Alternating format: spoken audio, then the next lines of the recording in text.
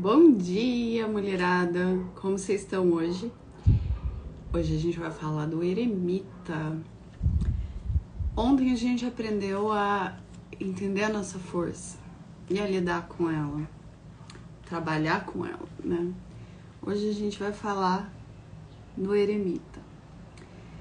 Ele é o velhinho do baralho que tem toda a paciência do mundo, ele tá em busca e ele sabe que essa luz, essa estrela de esperança que está guiando ele nesse caminho, vai levar até lá, mesmo que demore, mesmo que ele tenha que ter muita paciência, persistência. Ele sabe aonde ele quer chegar. Ele sabe que o tempo não acelera porque a gente quer. Ele sabe que a vida não tem um botãozinho acelerar velocidade no 2x. E ele espera. E ele vai. Ele se permite ter essa espera. E por que isso é importante pra gente na nossa jornada? A gente tem essa tendência a querer tudo pra ontem. Com pequenas coisas, com grandes coisas, e aí a gente tem aquela coisa de tá doendo, ok, mas amanhã eu vou parar de sofrer. Amanhã já deu, amanhã eu vou levantar, eu vou fazer tudo diferente. E muitas vezes a gente consegue fazer algumas coisas diferentes, mas em algum momento aquele sentimento, aquela dor, aquela coisa que tá incomodando volta. E aí eu me julgo, aí eu me critico, aí eu digo que eu estou demorando tempo demais, que eu já devia ter superado aquilo, que esse pensamento não devia estar voltando, que eu tinha que estar me sentindo melhor e por aí vai. Por que a gente chama o eremita aqui então? Tudo precisa de tempo para se curar, para ser processado. Não é um estralar de dedos e não adianta enfiar embaixo do tapete não, porque pode ser que no meu momento atual nada aconteça, fique tudo bem, mas em algum ponto aquilo que não foi visto, que não foi processado vai voltar. E para isso eu preciso ter paciência. Eu quis vir com essa blusa hoje justamente porque ela é um ótimo lembrete para mim de que as coisas precisam de tempo. Quando eu tava muito mal, em depressão, logo depois de sofrer meu burnout, eu comecei a fazer crochê numa época em que a minha mente ela não funcionava. Eu tava durante o burnout, né? Não sei se você conhece a respeito, se você já experimentou. O burnout é uma estafa extrema. E quando eu sofri essa estafa extrema, a minha mente duas coisas aconteceram. Uma, eu fechei a minha empresa e aí eu entrei numa... Bom dia, Cleia! Eu entrei numa depressão extrema. Tudo que eu tinha como referência, tudo que eu tinha como concreto e real, todos os meus valores, tudo foi embora. E isso, obviamente, me quebrou emocionalmente e eu já estava ali naquele ponto quebrada fisicamente de tanto trabalhar. E a minha mente entrou num looping de pensamentos. Eu tive uma coisa chamada transtorno de ansiedade generalizada, que eram todos os meus pensamentos em looping o tempo inteiro, pensando em problemas. Então, se eu não estava preocupada com problemas de financeiro, eu estava preocupada com problemas de relacionamento, porque eu tinha perdido tudo, e uma parte minha acreditava, meu Deus, meu companheiro vai me largar, eu não tenho mais nada, eu não tenho valor nenhum. Enfim, não foi um processo gostoso. E ali eu não conseguia fazer nem contas básicas de matemática. Eu estava muito perdida, cheguei em um ponto limítrofe que eu não sabia mais o que eu tinha sonhado, porque quando eu ia dormir, a minha mente continuava repassando o que tinha acontecido no dia anterior. Então eu não sabia mais o que era sonho, o que tinha acontecido de fato. Eu não conseguia, eu estava totalmente desconectada da realidade. E eu não conseguia pensar, eu não conseguia controlar os meus pensamentos, não tinha pausa. Era pulando de galho em galho naqueles mesmos problemas, em um looping eterno. E por algum motivo naquela época, a minha cabeça disse, ok, você precisa aprender algo novo. E aí eu fui tentar aprender crochê, que era um contraposto enorme ao que eu fazia antes, porque afinal de contas eu trabalhava com coisas de costura, que é um processo relativamente rápido. Você pensa a peça, corta tecido, vai na máquina, costura e pronto. Né? Eu tinha o costume de no máximo 1 hora, ter algo 100% do começo ao fim ali na minha frente. E o crochê exige, às vezes, dias. E nesse momento, quando eu comecei a aprender, o que eu mais dizia a meu respeito, quando a mente começou a dar uma acalmada e tudo mais, foi que eu tinha perdido todas as minhas cores. Eu trabalhava com moda infantil, meu mundo era 100% colorido e ali tudo era cinza. E aí eu disse, eu vou fazer uma blusa de arco-íris pra mim. E foi quando eu comecei essa blusa. E eu sabia, já naquele momento, que ela não ia ser iniciada e terminada em um dia. Eu não fazia a mínima ideia. Bom dia, Adrê! Eu não fazia a mínima ideia de quanto tempo eu ia demorar para fazer aquela blusa. Mas eu me propus a fazer aquilo e eu disse para mim mesma, eu vou fazer uma blusa de arco-íris para mim e quando eu terminar essa blusa, as minhas cores vão estar de volta. Lê do engano. Eu fiz a blusa, eu comecei a trabalhar na CLT. Eu demorei, entre começos e pausas e retomadas e pausas novamente e tudo mais, eu demorei quase 1 ano para finalizar essa blusa. Porque eu começava um pouco, eu ficava frustrada, porque eu não tava me sentindo melhor, aí eu deixava ela de lado. E eu olhava para ela me sentindo uma fraude, porque eu falava, eu não tenho todas essas cores, como que eu vou fazer isso? E uma parte minha falava, persiste, faz a blusa, vai te ajudar. Mas eu queria as minhas cores de volta, para ontem. O que aconteceu? Eu terminei a blusa, eu fui trabalhar com ela, e eu me olhava no espelho e eu me sentia errada, eu me sentia quebrada, eu falava, eu não posso. Porque eu não tenho isso dentro de mim. Naquele momento, meu interior era cinza. E por que eu tô te contando isso?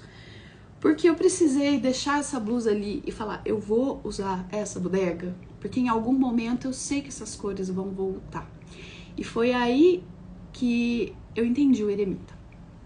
O eremita precisou me mostrar que seria mais do que alguns meses ou mesmo 1 ano, como foi para começar e terminar. Não era a blusa que seria minha cura, era o processo de olhar para as feridas, de acolher as dores, de entender como eu tinha chegado lá, de me perdoar. E de pouco em pouco isso tudo foi voltando. E foi em algum ponto do ano passado, eu comecei a fazer essa blusa no começo de 2019, que eu consegui colocar ela um dia, olhar e falar, olha só, minhas cores estão aqui de novo, sabe? Eu voltei. Eu não me sinto uma fraude mais usando essa blusa. E aí hoje o meu convite para vocês é o de olhar para isso. É justamente o de não se cobrar para que as suas cores simplesmente acordem com você no dia seguinte, porque vão ter dias que você vai se sentir um pouco mais colorida, vão ter dias que as cores vão sumir de novo e tá certo, faz parte do processo, faz parte da vida. Porém, eu preciso ficar no agora e experimentar todas as nuances dele para que o próximo agora seja melhor e melhor e melhor e eu vá evoluindo. Tem uma frase, é do Richard Moss, que ele tem um livro chamado A Mandala do Ser, um livro muito legal. E ele fala que a distância entre os outros e nós mesmos é exatamente a distância entre nós e nós mesmos.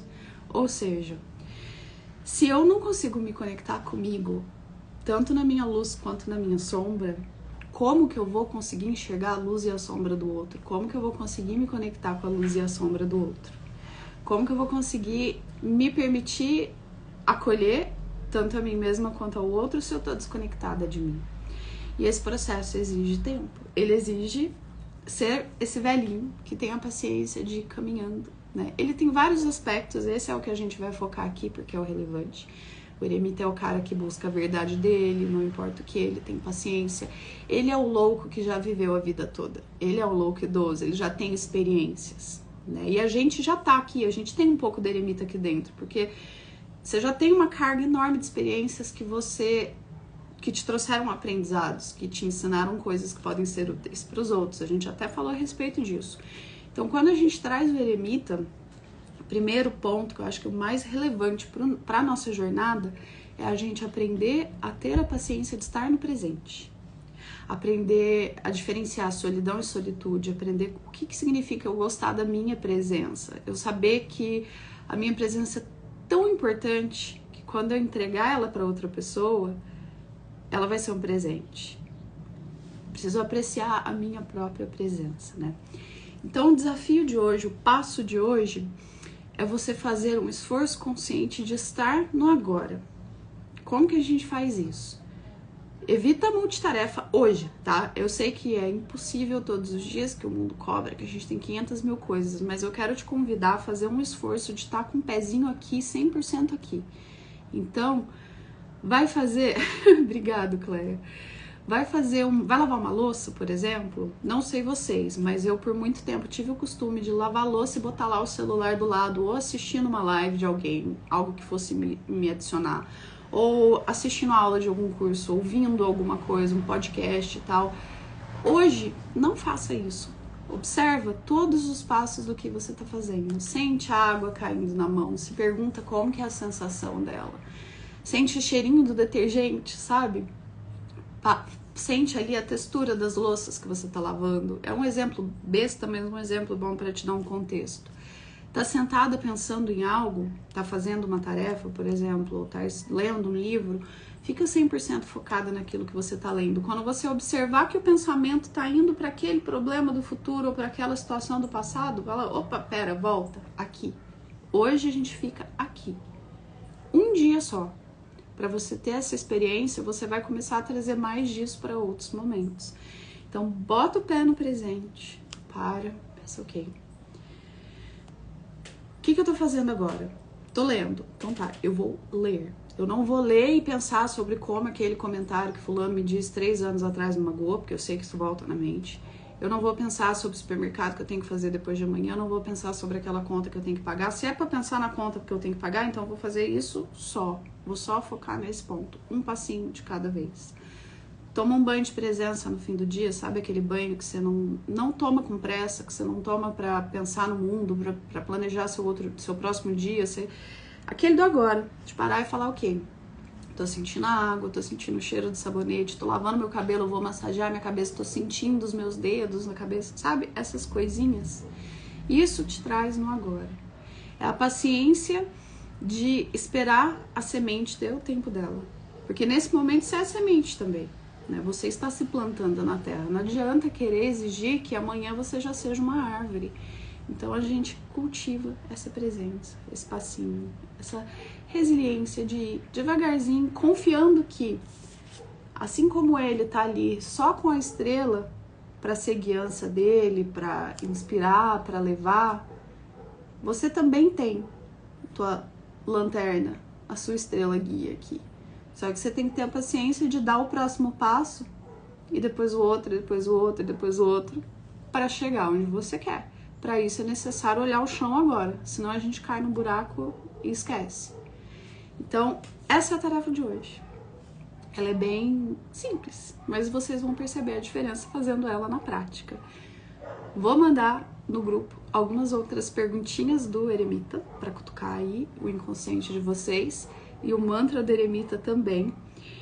Não pensem que esse velhinho é aquele velhinho, na sombra ele é, né? Mas não estamos falando da sombra dele, mas aquele velho chato que é avarento, é ranzinza, reclama de tudo. Não é esse ponto que a gente está trazendo. A gente está trazendo justamente o lado da sabedoria.